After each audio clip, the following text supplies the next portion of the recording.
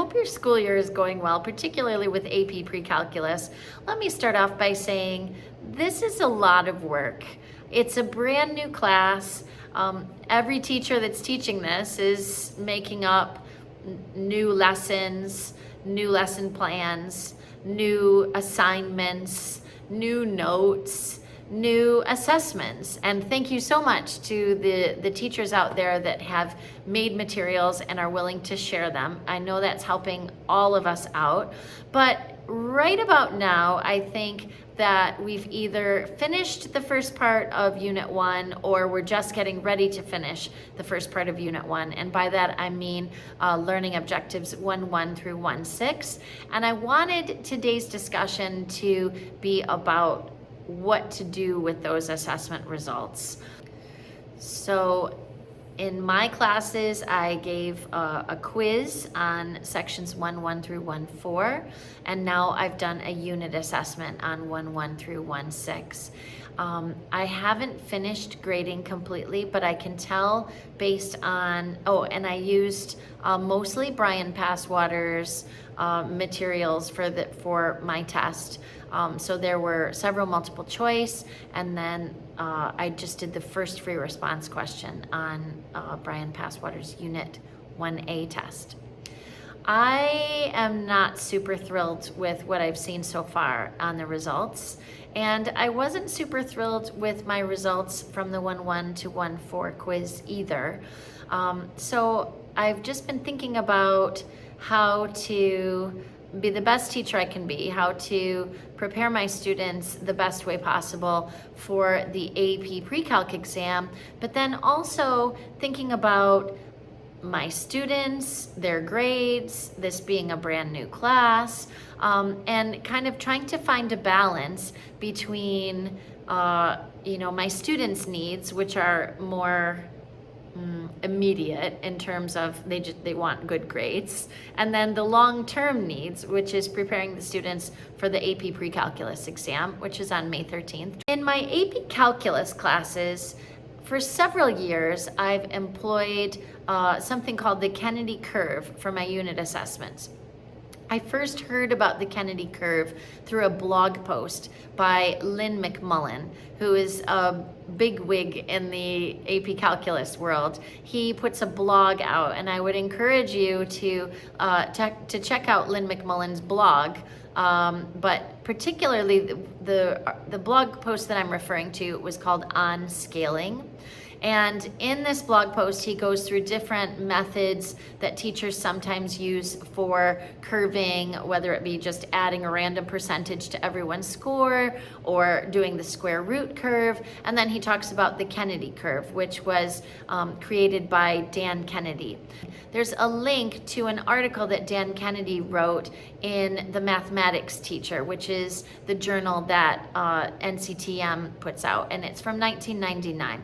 But what I like about the Kennedy curve is that there's a rationale behind it, and if parents or administrators or students inquire as to the efficacy of the curve I'm using, I like to be able to point them to the journal article in the Mathematics Teacher where Dan Kennedy talks about the efficacy of the curve.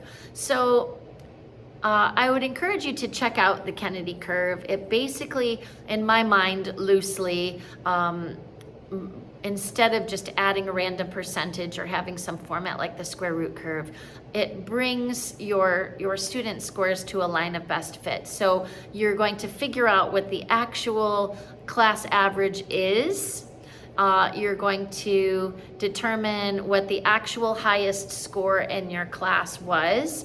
And then when you go to the Kennedy Curve program, and there's one in Desmos, I'll put a link to that at the end of our video. When you go to the Kennedy Curve program, you enter in the actual raw class average, and then you enter in what you'd like the class average to become with the curve. Then you enter in the highest attained actual score, and then you enter enter in what you would like that score to be curved to. So for instance, if my actual class average was 74%, then I'm going to decide what I would like the class average to become, which might be, you have to decide that on your own, might be 80%, 83%, or some other number. Then if the highest score attained in the class was a 93, I'll input that, and then I will say that I want that 93 to go up to a 99%. And as you input those numbers, you'll see the line of best fit changing. So you can see the scores on the left that are the original score, and on the right, what the score would be scaled or curved to. Now, I use 100 for all of my assessments, 100 points or 100%, but you could make this any scale that you want. Like if your assessment is out of 30 points, you can, make all of the numbers match that. So why do I feel like I need to curve my unit assessments? There are several answers to this question. The first overarching reason why I feel that a curve is fair and necessary, especially when the questions on my unit assessments are very much in style with the AP style of questioning, the AP exam will be curved. All AP exams have some sort of scaling employed. College Board doesn't release exactly what the curve is for every year. So the AP exam is curved. And remember, even in the CED of AP Precalculus, College Board wants students to see questions that they are sometimes unfamiliar with. And I think that's part of, that should be part of your planning as well when you're creating your unit assessments.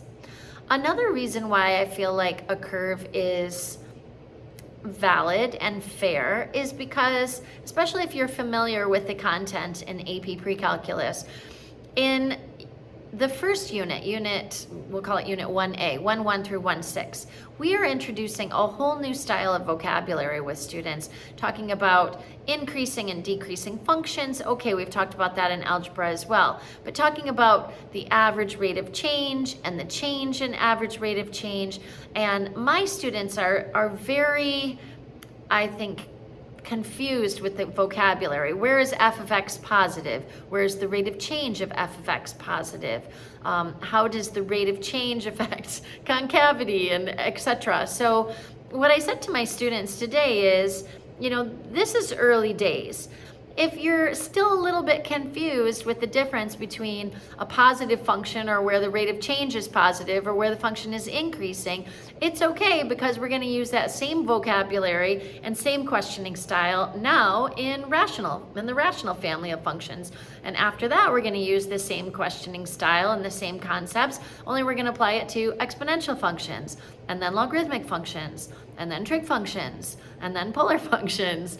So, it's still, okay, it's early October, but the students are going to see this questioning style over and over again, and I do believe that mastery will come with the more repetition that they see of these questioning styles when it relates to different families of functions. So, in order to give the students a feeling of confidence, it's early days yet, I want them to have a sense of confidence that, gradually they will be prepared for the AP Precalculus exam. And while we're preparing for the AP Precalculus exam, I don't think that their grades should be in the gutter.